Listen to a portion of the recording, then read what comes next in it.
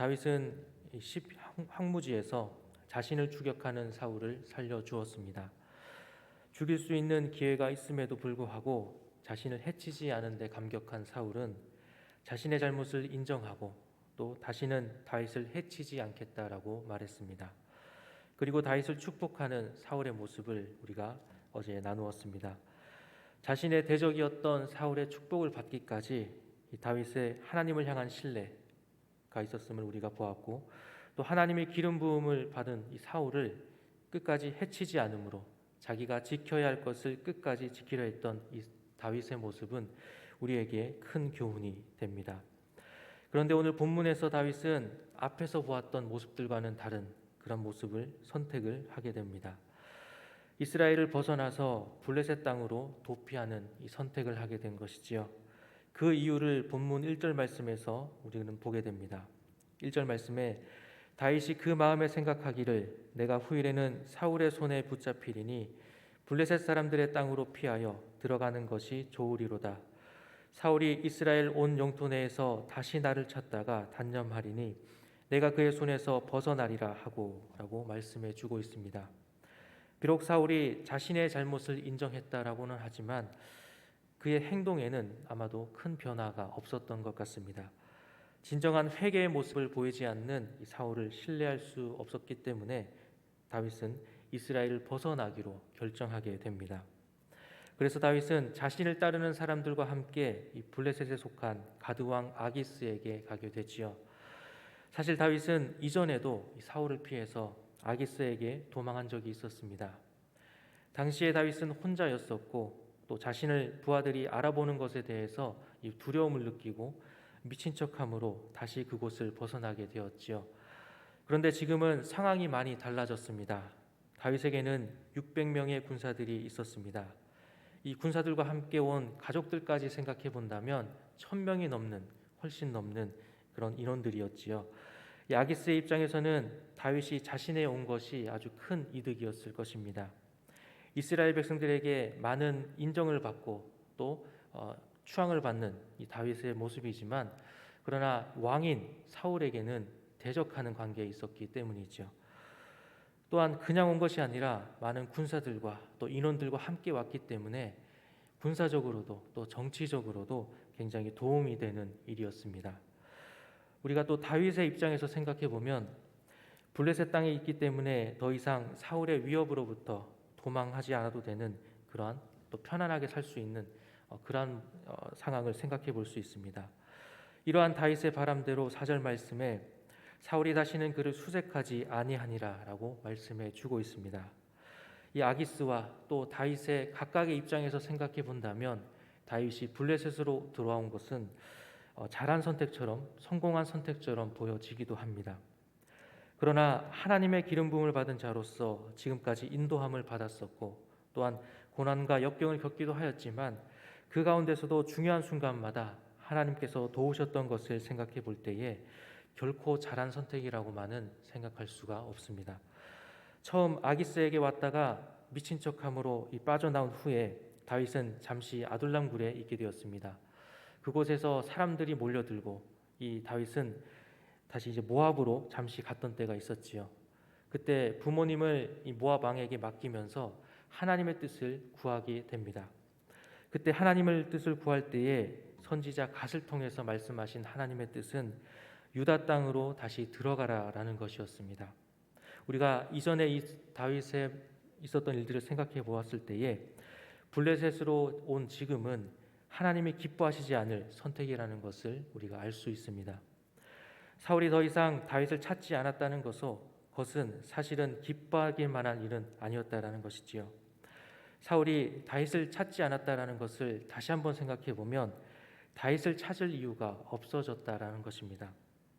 다윗은 유다 땅에 있어야 하나님이 주신 사명을 감당할 수 있기 때문이죠. 다윗이 유다 땅에 있기 때문에 사울은 다윗의 존재를 부담을 가질 수밖에 없었습니다. 그런데 다윗 스스로가 하나님의 주신 그 사명의 길에서 떠난 것을 우리가 보게 됩니다.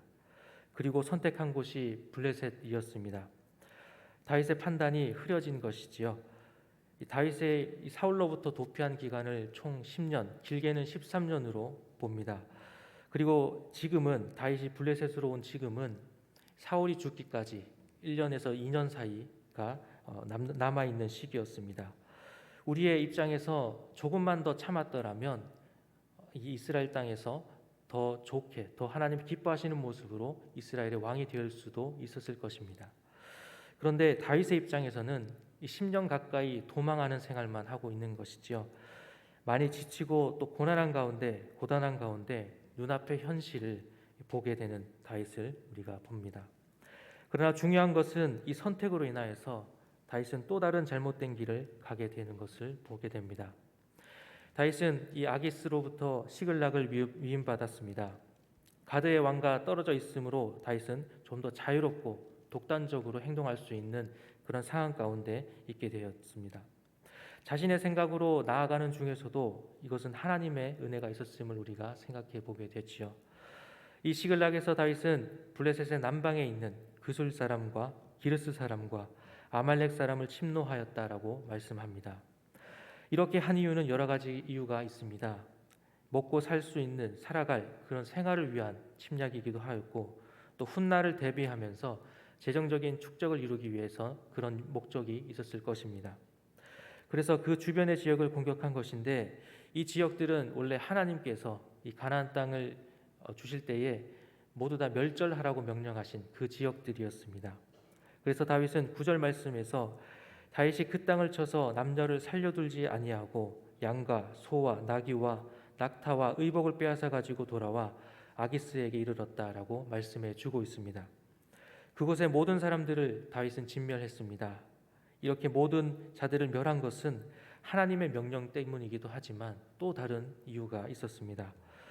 다윗이 침략한 자들은 이스라엘과는 원수였지만 이 블레셋과는 또 아주 좋은 관계에 있는 족속이었기 때문에 자신이 침략받은 그 사실을 아기스가 알게 되면 다윗에게 굉장히 불리해지기 때문에 입을 막기 위한 그러한 이유가 있었던 것이지요. 다윗은 자신이 침략한 사실을 아기스에게 보고하게 되는데 원래 침략했던 그 지역이 아니라 유다 네겝과 여라무엘 사람의 네겝 그리고 겐 사람의 네겝을 침략했다라고 거짓말로 보고하게 됩니다. 이 아기스에게 말할 때에 유다 네겝이라는 말을 가장 앞세워서 이야기함으로써 마치 자기 동족을 친 것처럼 그렇게 거짓말로 보고하고 있는 것을 봅니다. 다윗이 거짓말을 해야만 했던 이유는 어디에 있습니까?